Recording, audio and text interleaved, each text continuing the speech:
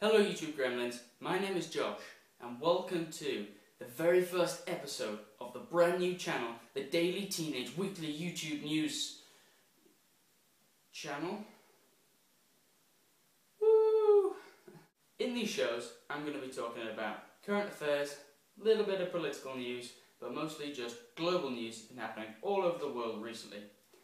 As you can see by my semi-coherent title, these shows are going to be slightly more catered towards teenagers and young people, generally because new shows tend to bore us to death. So, without further ado, now of course the world headlines have been dominated recently by the London Olympics. 4 years of blood, sweat and tears have translated into a 16-day phenomenal event. Trials and tribulations, seeing the athletes' dreams realised and crushed, and of course seeing the lucky few ascend to the podium. Now, despite my 50 or so email suggestions, Danny Boyle did decide to go the other way on not including a Hunger Games at the end to decide the ultimate champion. I mean, we all know Usain Bolt is incredibly fast, but let's see if he can outrun fire. But now, the honeymoon is over. The Olympics of London 2012 have ended, and the Chinese athletes can now return to their stasis pods for some well-deserved R&R. But in all seriousness, I really enjoyed the Olympics. I thought it was fantastic. I'm a huge fan. I thought London put on a great show for the rest of the world. Despite the start of the opening ceremony looking suspiciously like the Shire. I always thought some English people were quite small. Now, as ever, with the end of the Olympic Games comes the start of this year's Paralympic Games. Now, I for one personally don't think that the Paralympics gets anywhere near as much coverage as it deserves compared to the Olympics.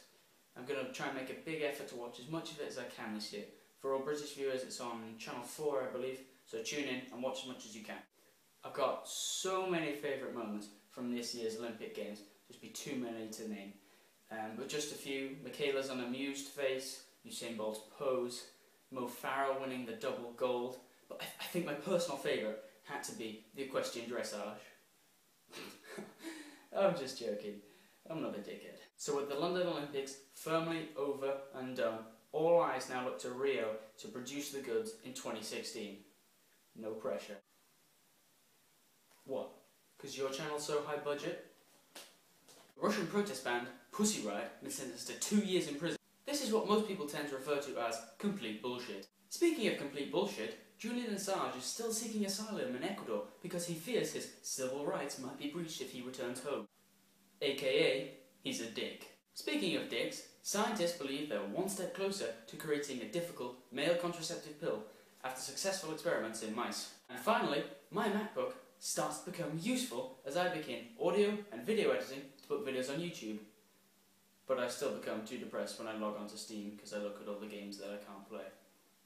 But I mean, it's shiny, right?